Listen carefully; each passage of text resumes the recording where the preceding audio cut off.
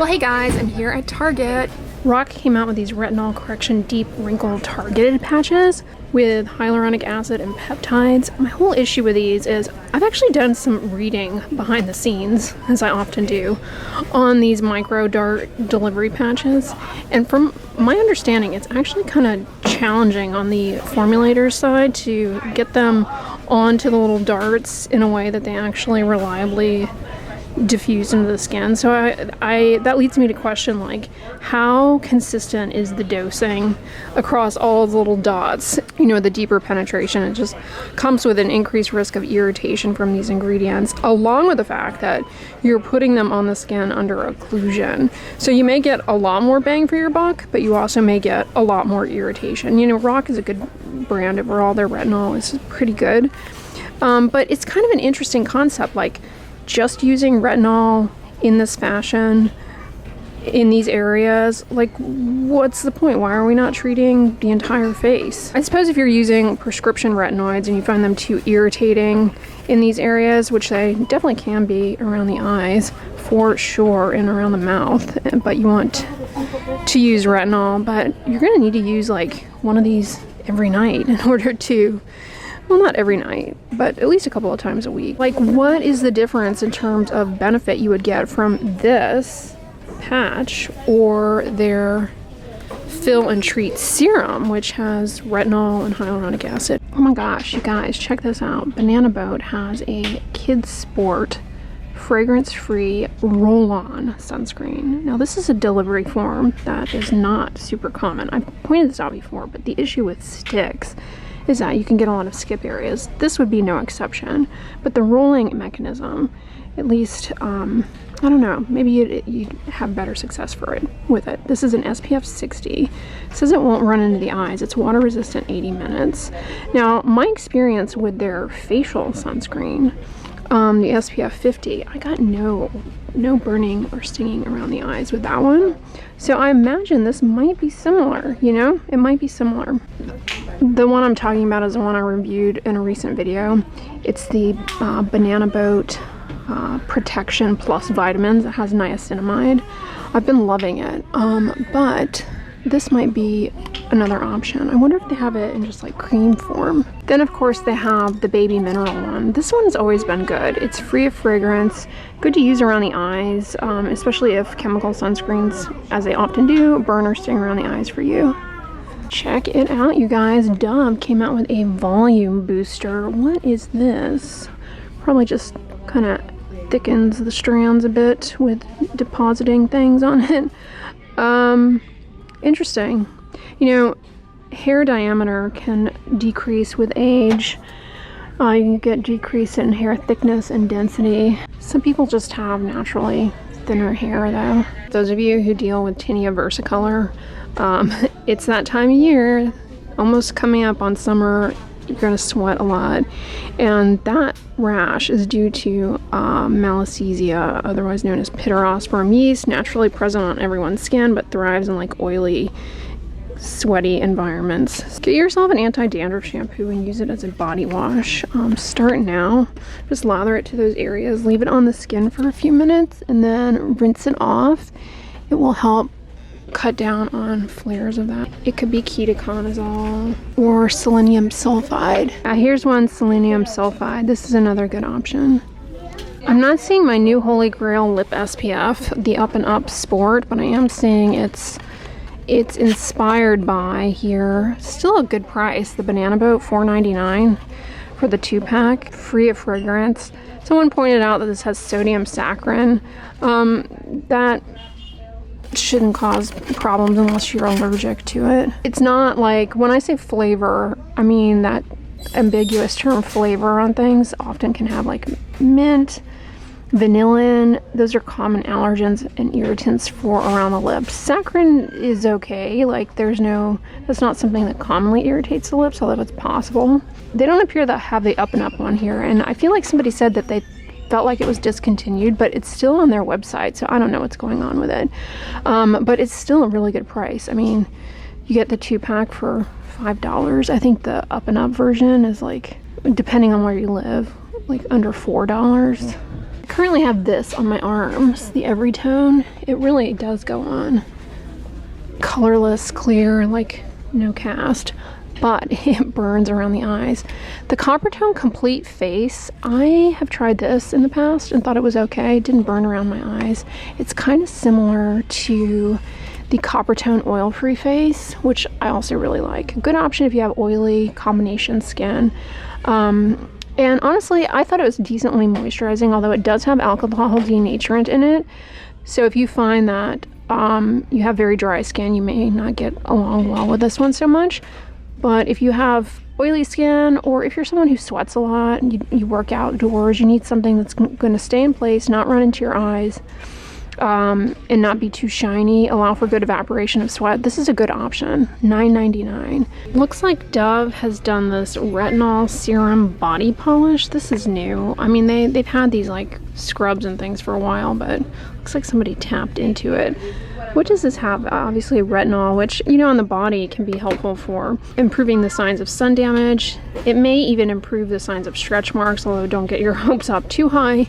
It may be modest, especially, you know, if the stretch marks are already white, it's unlikely to do anything. If they're in the early stages of formation and there's redness to them, stria rubra is a medical term for that, then they can be more responsive to things like retinol. I mean, it's not a useless effort. If anything, it can soften and smooth the skin and make them maybe a little less obvious, but they respond best in the early stages when they're red. What else does this have? Fragrance, which I always point out you can be allergic to. Of course, you can be allergic to anything. How is this to be used? In the shower, massage a generous amount on the skin, focusing on dry, worn down skin. Leave on for 1 minute. Basically what this is like a mask for the body, and you're getting a short contact therapy approach. I have a whole video explaining the benefits of short contact therapy, but that's kind of what this is going for. What's in the exfoliate away? I'm kind of intrigued by this because it looks like it might be a good option for people who have, like, I don't know, keratosis pilaris, to do a mask in those areas. Lactic acid, that's really good for softening dry, rough skin. I'd be gentle though with the scrubbing. Leave on for 1 minute. I really lose all motivation though for having different types of products that you need to use in the shower and leave on the skin for a few minutes. I always recommend doing that, and there are a handful of products that I use that way. But if I'm using too many different products where it's like, leave this on the skin for 5 minutes, leave this on your hair for 3 minutes, and I'm basically just standing in the shower without the water running and waiting for the time to go by, it's just, yeah, I don't enjoy that. So I came here to the swimwear section, and you definitely want to rein in those sun protective behaviors like a broad brimmed hat such as this. Let's try it on, shall we?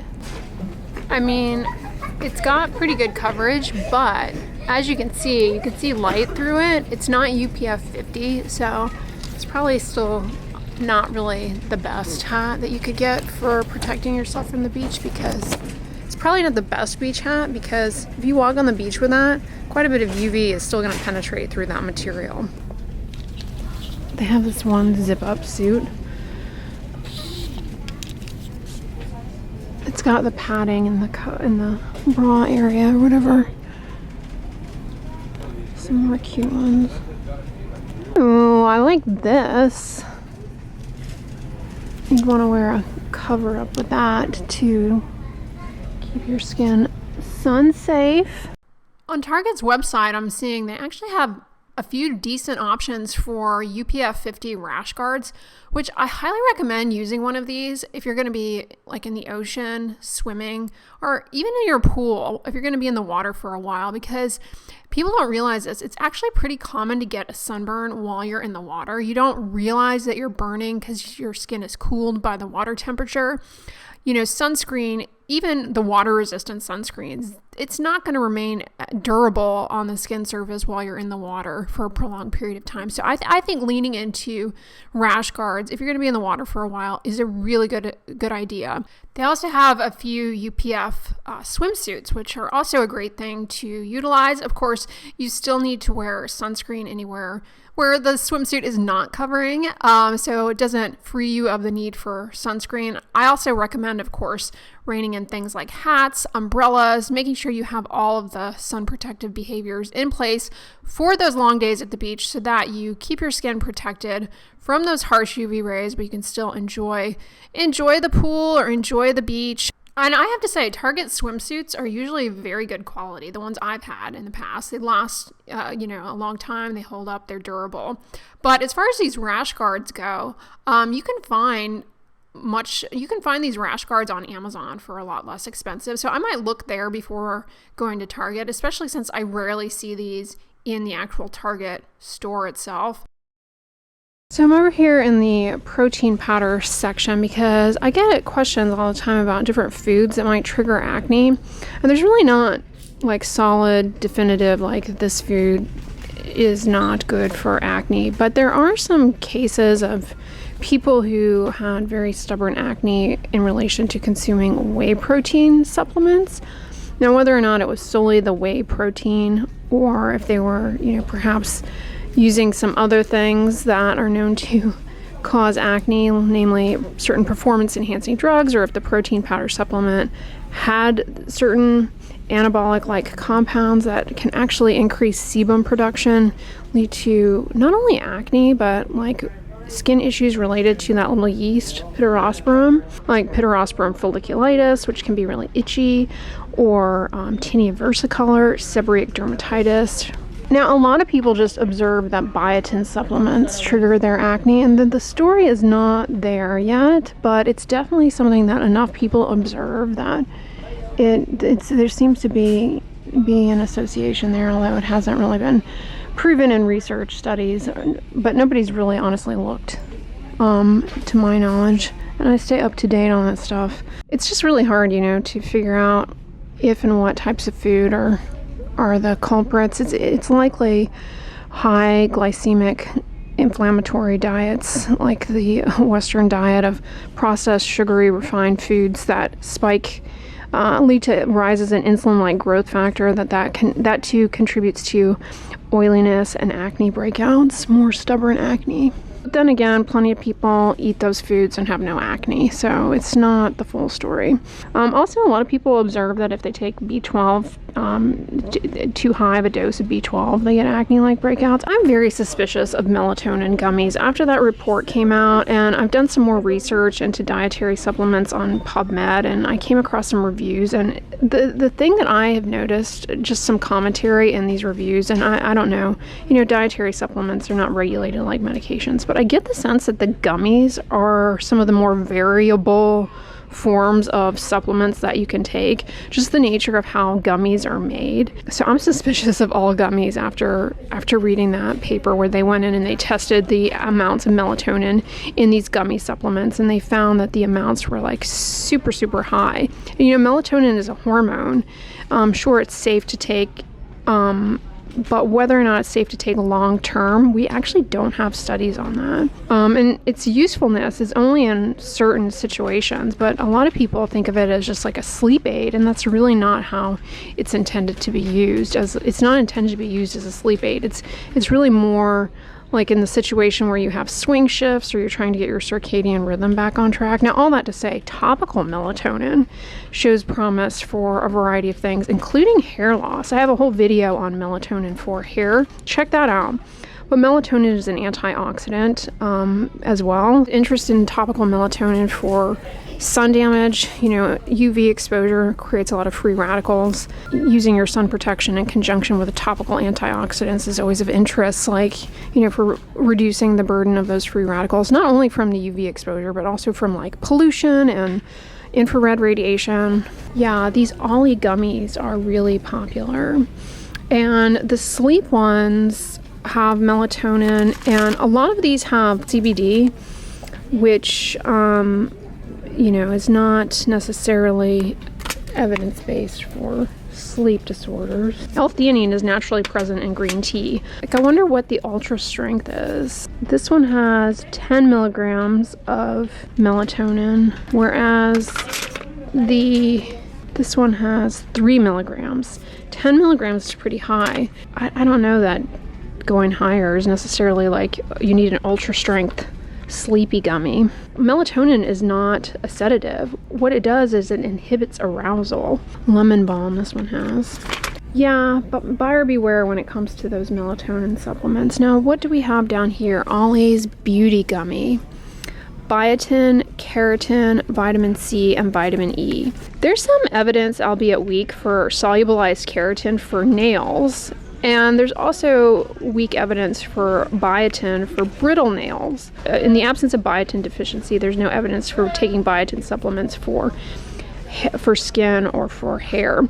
And remember, biotin can interfere with the accuracy of certain blood tests, namely like those that are used to check your thyroid or if you're having a heart attack.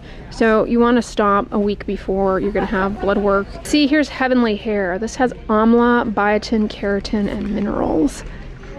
I wonder if it has, yeah, it has silica in it. Now, recently I did a video on best supplements for your nails, and silica shows promise, at least in the industry-sponsored study, of choline stabilized salicylic acid. A study showed an improvement in nail growth and an improvement in brittle nails. What's the flawless complexion? Antioxidants, minerals, and botanicals. Vitamin A, D, E, and K. You have to be careful with vitamin A supplements. You can easily dry out your skin taking them, and they can lead to headache, liver failure. Zinc's important for wound healing. Selenium is also important for hair growth, but you can get it from food. Like one Brazil nut has like your day's worth of selenium. You shouldn't need to supplement if you just eat a Brazil nut. You can also get selenium from like other foods too. What is the SOS PMS gummy? Supports hormonal balance. Oh, that's kind of a marketing gimmick. Hormonal balance. It's such a nebulous phraseology because it's like, what hormone are you talking about? Yeah, it's confusing when they say that, like what they're talking about. I just think it's misleading. B6. Chaseberry. I don't know anything about chaseberry. That'd be something to ask the GYNs about. This is a good option if you get a cut or a scrape to clean the wound, just saline rather than using peroxide or alcohol, because either peroxide or alcohol, those actually just slow down the healing process because they're really damaging to the skin cells that try and come in and repair. These Tree Hut body scrubs are all over the internet. So they're not the like best way to exfoliate. I mean, if you like them and they don't bother you, by all means carry on. But like, I definitely wouldn't use this kind of thing if you have eczema or very sensitive skin. But they have a whipped shea body butter here that's supposed to smell like cake. I imagine this is pretty moisturizing. Now, the shea sugar scrubs, the sugar can help, you know, potentially in kicking off some shedding corneocytes, but I prefer, rather than using a mechanical scrub like this, I think it's much better to use like urea as a leave-on product, like a urea moisturizer or a lactic acid moisturizer to soften and deeply hydrate. I have to say, recently I was influenced by you guys to try the Tree Hut shave oil. Oh my gosh, that stuff is amazing. Smells like watermelon. I wish they made it fragrance free because it's actually a really nice formula. So that's what leads me to believe that our birthday butter is probably really nice. Well guys, Target had some great skincare finds. I hope you enjoyed this video. On the end slate, I'm going to put my last Target skincare shop with me video. Definitely check that one out next. But if you like this one, give it a thumbs up, share it with your friends, and as always, don't forget, sunscreen and subscribe. I'll talk to you guys tomorrow. Bye.